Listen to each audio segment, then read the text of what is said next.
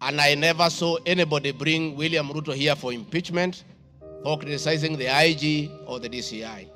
Rigathi Gachagua has learned his job from his boss, that public officers must be called to order when they fell short of expectation. Many of you will recall, Mr. Speaker, after the September 11th terrorist attack in the US intelligence agencies were massively criticized, and an inquiry was even opened to investigate why their intelligence agency was not able to detect and thwart the attack. All we are saying is that our National Intelligence Service is accountable to the people of Kenya for its performance. Mr. Speaker, President William Ruto, my boss, and I have been calling out senior government officials when they fall short of expectation. Director General of the National Intelligence Service is no exception. It's not above the law. He's accountable to the people of Kenya for his performance abuse. Whatever this House decides tonight, the other subsequent House, whatever happens to Rigathi Gachagua, whether he's in or out of office, this war must continue, must be won for the sake of Ruto. Thank you, Mr. Speaker. It's very clear that the meeting had all governors, members of parliament who are present here today, policemen, everybody, and we are all in agreement that the war must be won. It cannot, but the Deputy President should be impeached for leading the war on alcohol. Sensational statements against the National Intelligence Service, its Director General, and officers. Mr. Speaker, during the assumption of office, I took an oath of allegiance in the following terms. Oath or solemn affirmation of allegiance to the President, Deputy President. In full realization of the high calling, I assume as Deputy President of the Republic of Kenya, I do swear solemnly affirm that I will be faithful and bear true allegiance to the Republic of Kenya, that I will obey, preserve, protect, and defend this Constitution of Kenya, as by law established, and no other laws of the Republic, that I will protect and uphold the sovereignty, integrity, and the dignity of the Kenyan people. So help me God. That is the oath that I took in custody. Article 239, Article 3 of the Constitution provides that in performing their functions and accessing their powers, the national security organs and every member of the national security organ shall not act in a partisan manner, further any interest of a political party or cause, or prejudice a political interest or political cause that is legitimate under this Constitution.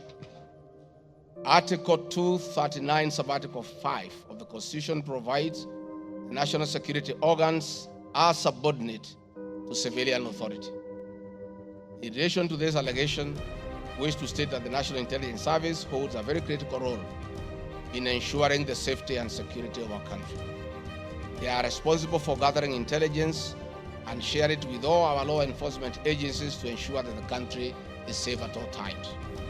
Consequently, when the country was caught flat-footed with regard to the scope and extent of the public's dissatisfaction, Finance Bill 2024, which degenerated in a Gen Z protest, it pointed to the failure of the National Intelligence Service in carrying out its mandate.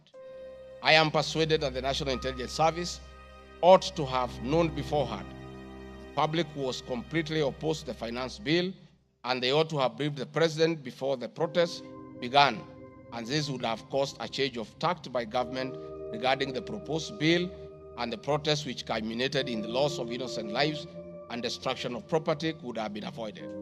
Hence, I expressed my opinion on this in my public media briefing in Mombasa, and my utterances were not any different from what happens in other countries when there is a lapse or failure by the intelligence agencies.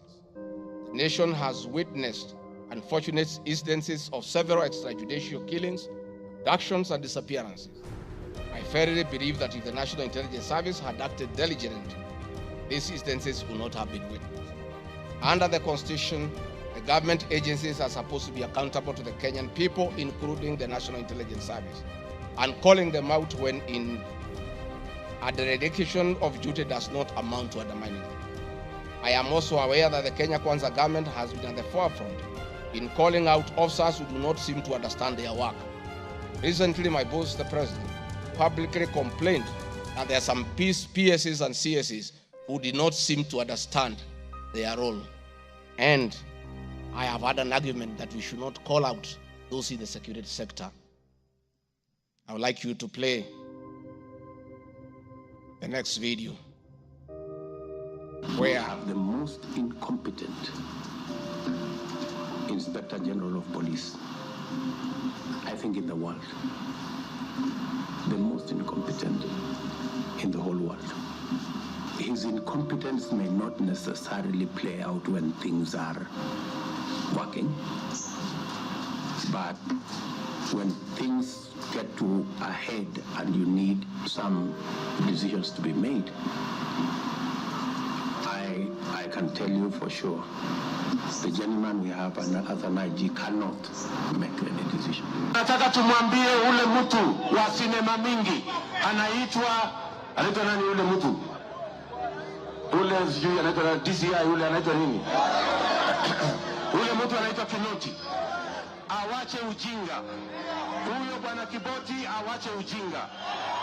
Sio kama tunaelewana. Huyo Kinoti hakuna kitu amefanya kwa hii Kenya ya kisiasa. Yeye ni mtu ya sinema, anaendesha makesi kwa magazeti, anatuandikia barua, sijui barua ya kilomita ngapi.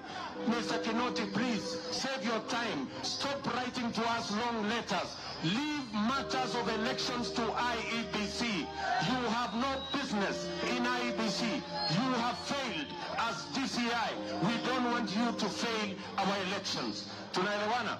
Huyo bwana Kinoti awache hiyo ujinga yake anaendesha pale, kwa sababu anatukasirisha. Huyo bwana Kinoti tunataka tumwambie awachane na watu wa IEBC wafanye hiyo uchaguzi. Alipatiwa kazi ya kufanya criminal investigation. He has never done anything. Ile kesi yote anafanya kesi kwa magazeti, akiambiwa apeleke evidence kule kotini ameshindwa. So bwana Kinoti, wacha sinema. You have failed and wait for August so that you can. Honorable members, that was President William Ruto as Deputy President criticizing IG Mutiabai, DCI Kinoti. Rigathi Gachagua has learned his job from his boss, that public officers must be caught to order when they fell short of expectation. And I never saw anybody bring William Ruto here for impeachment for criticizing the IG or the DCI. This is a very unfair allegation. Mr. Speaker, it is also reported by media that the IMF has already warned about impending unrest during the people's dissatisfaction with the 2023 and 24 finance bill.